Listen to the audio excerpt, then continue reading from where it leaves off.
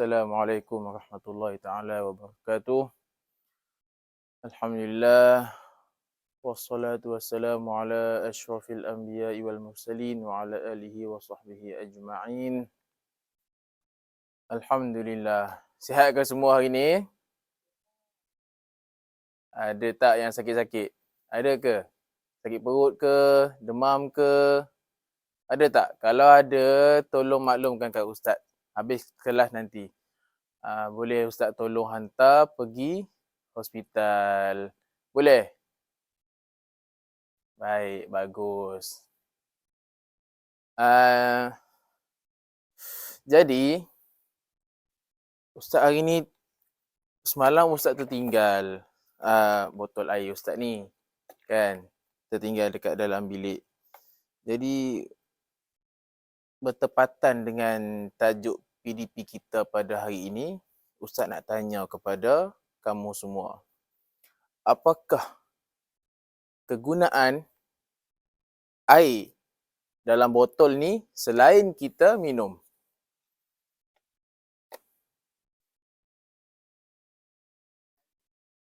Mandi. Okey. Mandi. Memadai ke? Cukup ke satu botol air ni untuk mandi? Kan? Ni kalau betul nak mandi dengan satu botol ni, baru letak atas kepala dah habis air. Kan? Jadi boleh kata tak cukup untuk mandi. Jadi selain mandi, selain minum, apa lagi yang kita nak buat dengan air dalam botol ni? Anggaplah air ni penuh dalam satu botol ni. Apa lagi?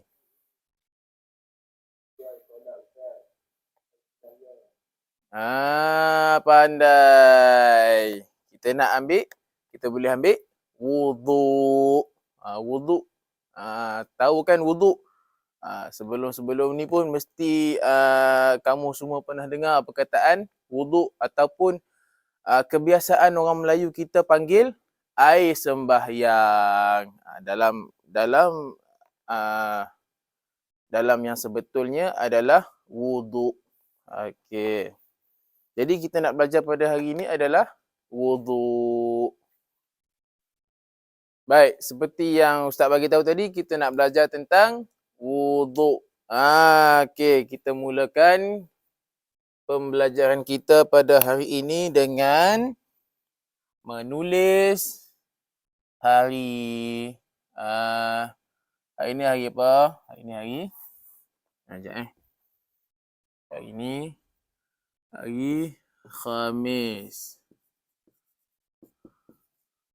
Hari Khamis 9 hari bulan 6. Okey. Minta maaf atas kesilapan. 9 hari bulan 6 2022. Okey, kita nak belajar tentang apa tadi? Wuduk. Okey, wuduk. Okey. Kamu semua tahu ke tak wuduk ni bila kita nak guna kan? Tadi dah sebut air semayang. Bila nak guna tu? Air semayang tu bila nak guna? Pernah tak terfikir? Kan? Sebelum ni kamu semua dengar je. Ayah kamu semua cakap, pergi ambil air semayang. Kan? Pergi ambil wuduk.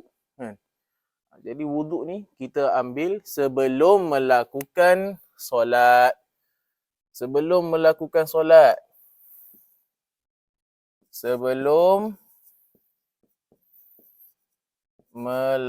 mendirikan solat. Okey, sebelum mendirikan solat. Jadi kita kena tahu kan. Sebelum kita mendirikan solat, kita kena ambil wuduk. Jadi apakah itu wuduk? Kita akan masuk pada definisi wuduk. Definisi wuduk kita padam dulu sebelum mendirikan solat.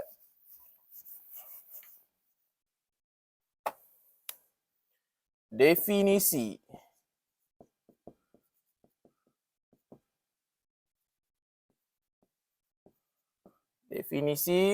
wuduk.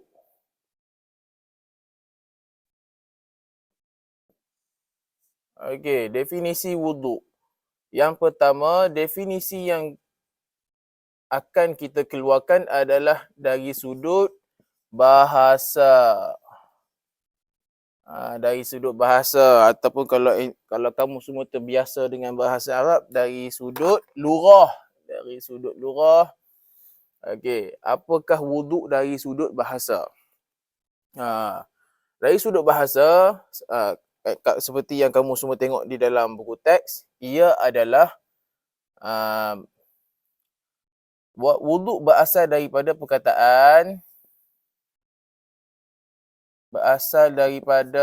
perkataan wada'a.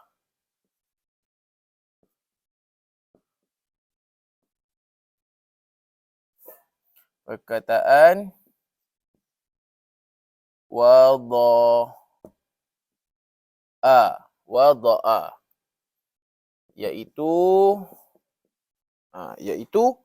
bermaksud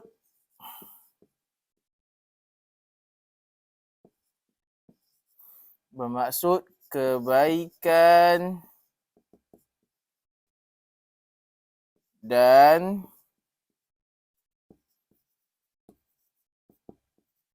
kegembiraan. Jadi ini adalah definisi wuduk dari segi bahasa. Yang kedua, definisi yang kedua kita boleh keluarkan adalah definisi dari segi istilah. Dari segi istilah apa pula dia punya definisi wuduk ni? Iaitu definisi dari sudut istilah adalah menggunakan air, seperti yang Ustaz bagi tunjukkan tadi, air dalam botol tadi, menggunakan air pada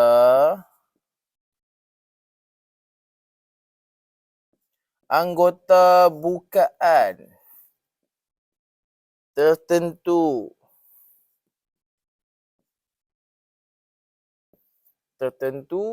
dengan niat. Dekat sini mungkin boleh menimbulkan beberapa persoalan di dalam kepala kamu semua. Persoalan yang pertama, kamu semua mungkin boleh tertanya-tanya apakah itu anggota bukaan. Dan persoalan yang kedua, kenapa kena mula dengan niat? Okey. Dah habis definisi, kan? Kita masuk kepada dalil. Dalil pensyariatan wuduk. Kenapa kita kena ada dalil? Kan?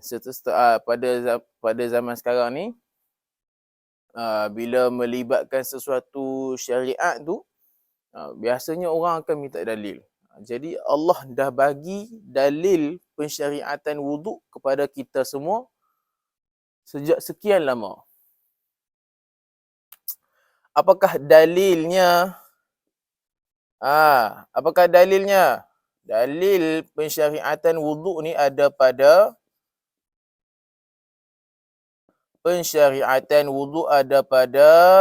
surah Al-Maidah ayat yang ke-6.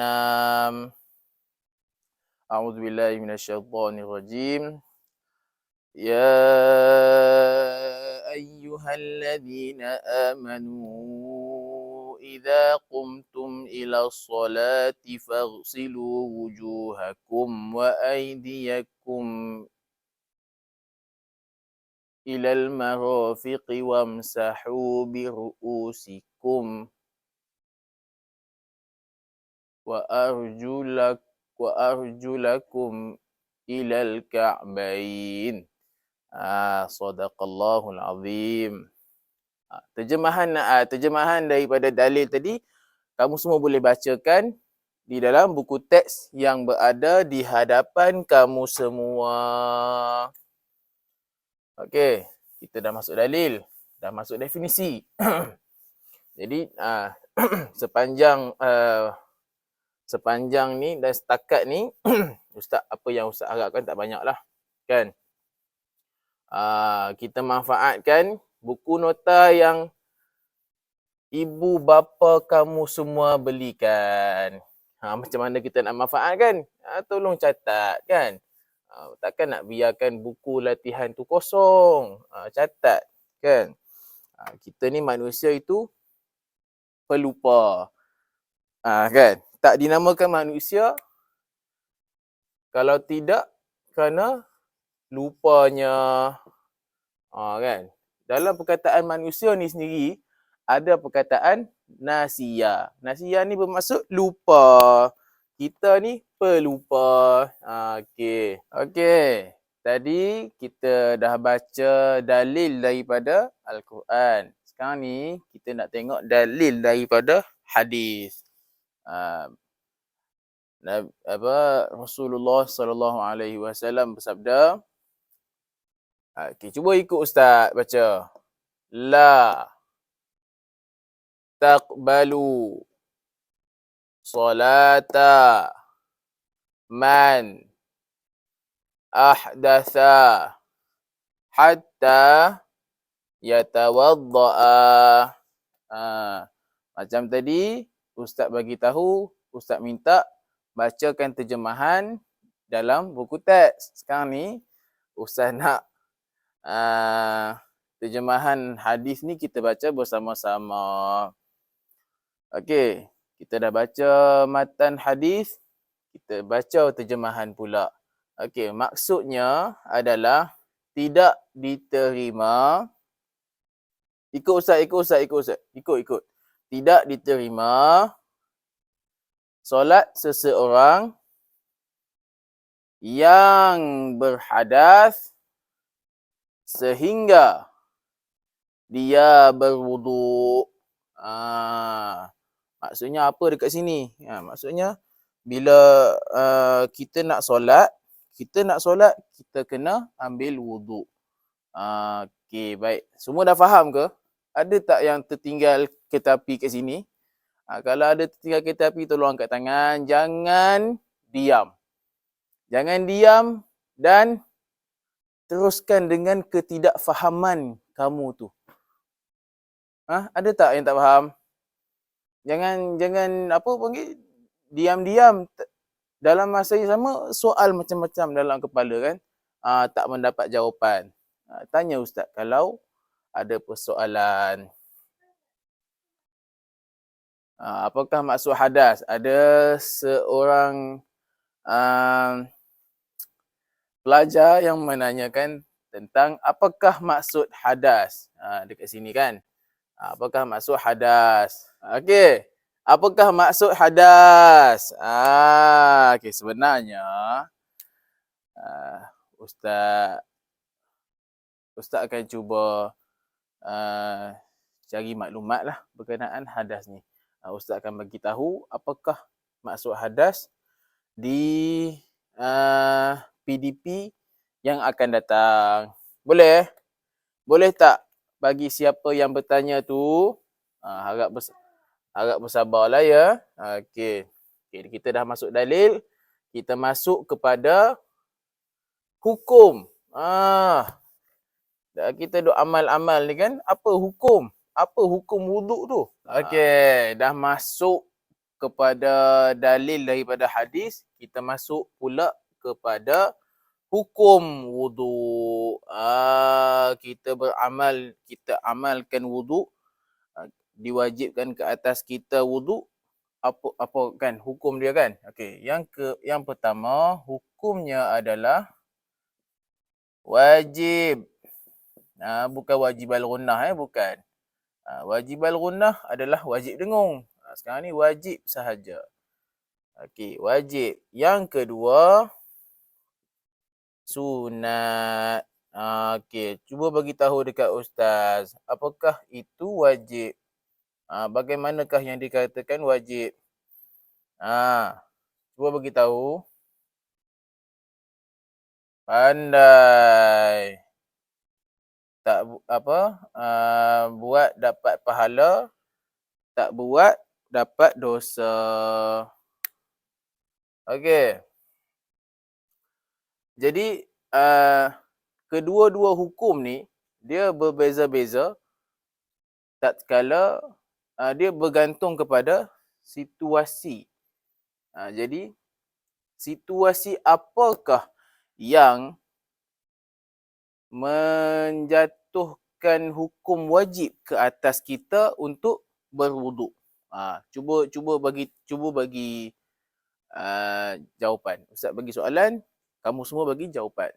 Okey, cuba. Pandai.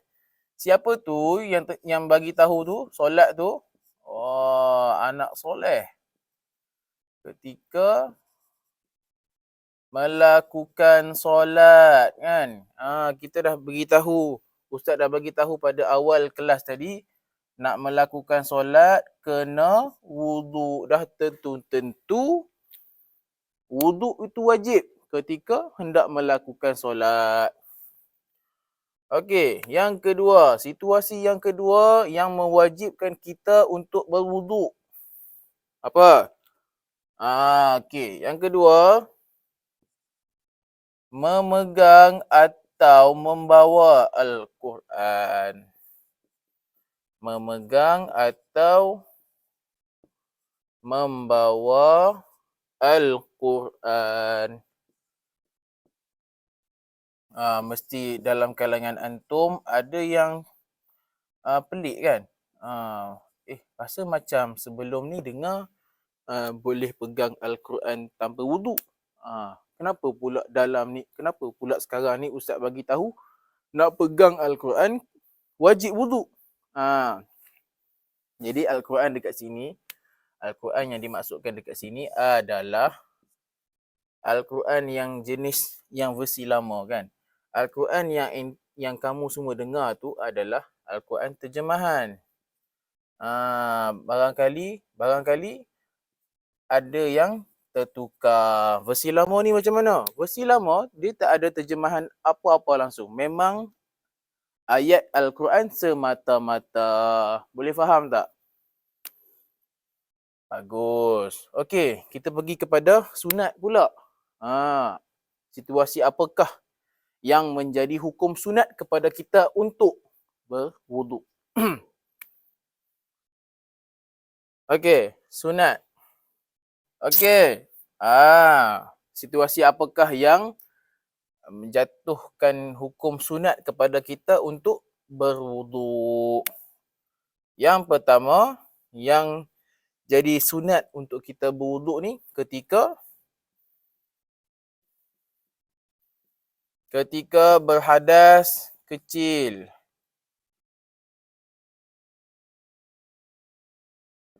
Boleh wakil daripada kamu semua bagi tahu hadas kecil ni contohnya apa?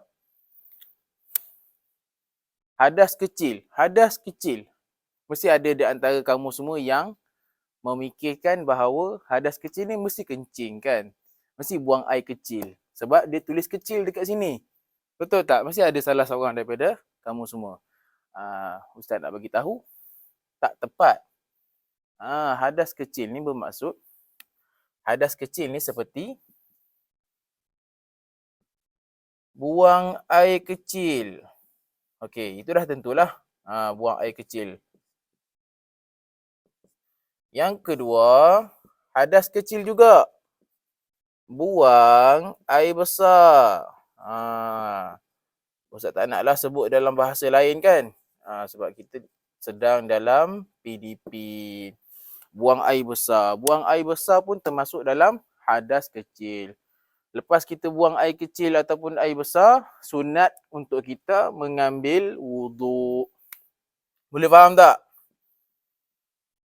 Bagus. Okey, yang kedua, situasi yang kedua yang menjadikan sunat untuk kita berwuduk ketika membaca Al-Quran. Kan, kita nak baca Al-Quran, sunat untuk mengambil wuduk. Okey, saya harap kamu semua fahamlah. Dah faham ke belum? Sempat tak catat nota ni? Kalau tak sempat, ustaz bagi masa.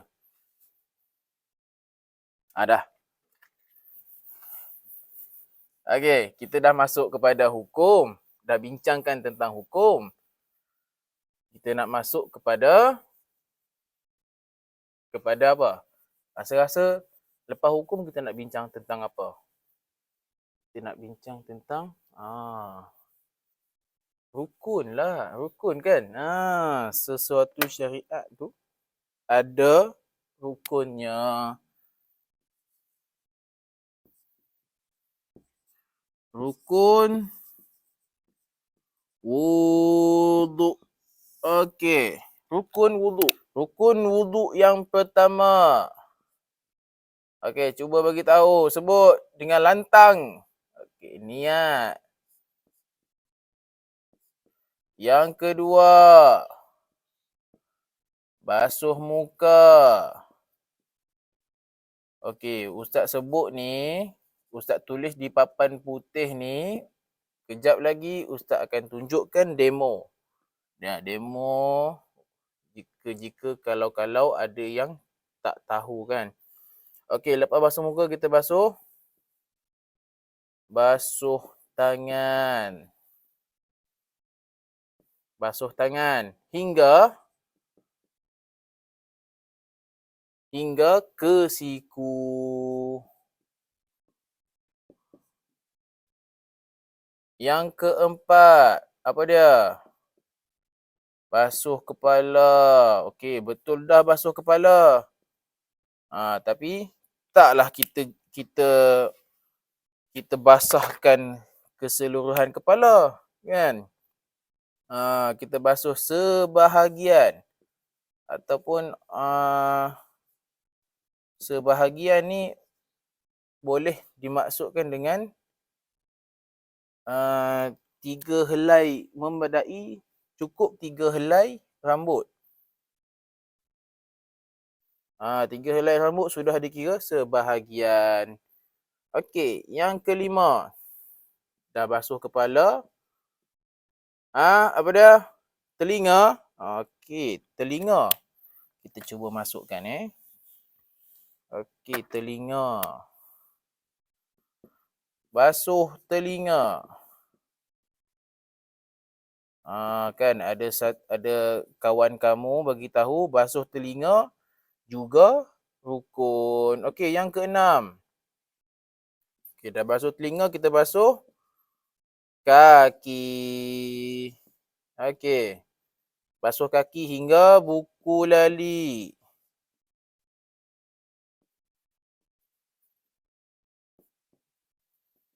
Okey, hingga buku lali. Yang ketujuh. Kenapa sampai 7 kan?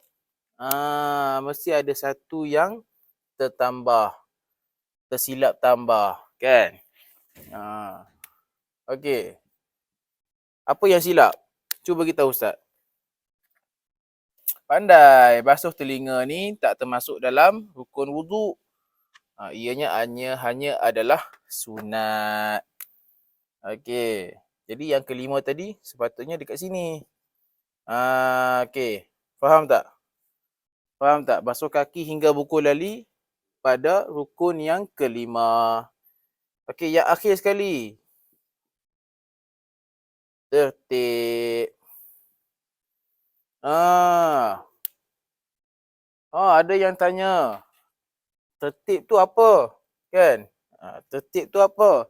Tertib ni adalah, kita tulis dekat sini, tertib adalah susunan ataupun mengikut susunan. Mengikut susunan ataupun tersusun. Mengikut susunan-susunannya. Jadi kita nak mengambil wuduk, kita kena mengambil wuduk mengikut susunan-susunannya. Kan? Tak bolehlah kita mula dengan kaki dulu. Kan? Mentang-mentanglah kita buka pilih air tu, kaki yang paling dekat dengan air. Kan? Kalau muka kita kena tunduk. Kan? Kaki yang paling dekat dengan air, tak bolehlah kita mula dengan kaki dulu. Kita kena mula dengan niat dulu. Kemudian basuh muka. Basuh tangan hingga ke siku. Yang kemudian basuh sebahagian kepala, kemudian basuh kaki hingga buku lali. Faham tak setakat ni? Faham tak? Okey. Tadi, macam Ustaz bagi tahu tadi, Ustaz akan praktikkan. Okey. Kita pergi ke sebelah sini. Niat. Macam mana niat wuduk? Kenapa kena niat? Sebab setiap amalan kita, innamal a'malu binniyat. Setiap amalan kita berdasarkan kepada niat. Kalau kita tak niat, sia-sia sahaja wuduk yang kita ambil. Okey, bagaimana niat? Okey, nawaitul wudu'a lillahi ta'ala. Sahaja aku berwuduk kerana Allah Ta'ala. Okey. Yang kedua, kita nak niat masa bila sebenarnya ni? Kita kena niat bila mana kita air mencecah muka. Okey, air mencecah muka, kita lintaskan di dalam hati, sahaja aku berwuduk kerana Allah Ta'ala. Okey. Faham Yang kedua, basuh muka. Okey, basuh muka. Basuh muka ni boleh jadi ada yang faham lain, ada yang faham macam ni, ada yang faham macam tu. Basuh muka ni, had muka bermula, kita mula daripada atas, daripada ni, anak-anak rambut ni, atas ni sehingga bawah dagu. Okey, yang ini menegak. Kalau yang melintang bermula daripada sini, tepi ni, sideburn tu. Sideburn ni, belakang lagi sideburn. Okey. Sehingga sini belakang anak telinga ni, sehingga mencecah anak telinga kedua-dua. Jadinya bila kita basuh muka tu, kita ratakan semua. Yang ada janggut, tapi kamu tak adalah janggut form 1 lagi kan? Yang ada janggut kena menyelati air di janggut-janggut tu. Okey. Yang ketiga, basuh tangan hingga ke siku. Okeylah, Ustaz tak perlu tulis lah. Kan, dekat sini dah ada. Basuh tangan hingga ke siku. Kita, pilih air. Okey, kita, mula-mula kita masukkan, menyelati air di celah-celah yang boleh dikatakan susah untuk dilalui air. Okey. Kita lalukan air, kita dah masuk celah-celah kuku, celah-celah jari, kan? Kita lalukan air sehingga siku. Bukan sampai siku je. Lebih daripada siku tu afdal, lebih baik. Lebih daripada siku. Boleh faham tak? Nampak tak? Begitu juga dengan tangan sebelah lagi. Lebih daripada siku. Bawah lebih siku, atas pun lebih siku. Boleh Okey. Kemudian, basuh sebahagian kepala. Dekat sini, macam Ustaz sebut tadi, memadai kita basuh 3 helai rambut ni. Tapi kebiasaannya, bila tengok-tengok di masjid-masjid, orang ambil wuduk, menyentuh, kan? Dengan air di tangan tu, menyentuh di ubun-ubun kepala. Ubun-ubun kepala. Ada juga yang mengambil wuduk dengan air yang ada di tangan, dia menyapu. Dia bukan membasuh sebenarnya. Dia hanya menyapu air di kepala. Daripada mula sehinggalah ke belakang dan patah balik. Ada juga yang macam tu. Kan? Mana-mana pun boleh. Yang penting lebih daripada 3 helai dan lebih. Boleh faham? Okey, kemudian dah basuh kepala. Yang ini perkara sunat yang biasa kita amalkan. Yang biasa kita amalkan iaitu basuh telinga. Basuh telinga ni, ia adalah sunat. Dia bukan wajib. Kalau nak tinggal pun boleh. Tapi kalau buat tak rugi. Sebab sunat. Sunat ni apa? Buat dapat pahala, tak buat tak dapat apa. Faham? Okey, dah habis basuh telinga, kita pergi kepada basuh kaki hingga buku lali. Basuh kaki hingga buku lali. Okey, akhir sekali Ustaz nak buat demo basuh kaki hingga buku lali. Ustaz akan buka kasut. Kan? Okey. Cukuplah, memadailah Ustaz tunjuk stokin ni kan. Okey. Okay, bagaimana yang dikatakan, Ustaz duduklah Macam mana yang dikatakan basuh kaki hingga buku lali? Kita lalukan air, kan? Lalukan air daripada pipe air tu. Kita ratakan setiap celah-celah jari ni. Macam mana kita nak selat dengan mudah? Selati dengan jari kelingking. Okay, kita selati jari-jari dengan air. Kemudian kita lalukan melebihi buku lali. Buku lali kat sini. Lebihkan. Lebihkan. Lebih elok kita lebihkan. Kan? Begitu juga dengan sebelah lagi kaki. Boleh faham tak? Okey, kita dah bincang pasal kaki, dah tunjuk demo pasal kaki. Akhir sekali adalah tertib. Tertib ni macam Ustaz bagi tahu tadi, mengikut susunan daripada satu sampailah yang akhir sekali. Okey, dah habis kita punya masa, waktu yang telah ditetapkan. Ustaz harap apa yang kita belajar hari ni, kamu semua fahamlah. Kalau ada perkara-perkara yang tak faham, boleh ajukan soalan kepada Ustaz. Untuk kelas yang akan datang, Ustaz akan buat satu aktiviti untuk kita amali. Okey, boleh tak? Boleh tak boleh, kena boleh lah. Kan? Ustaz akan buat aktiviti lah. Kita amali balik daripada awal. Kita bincang balik daripada awal sehingga akhir. Kita tak amali, kita hanya pada rukun wuduk sahaja. Okey.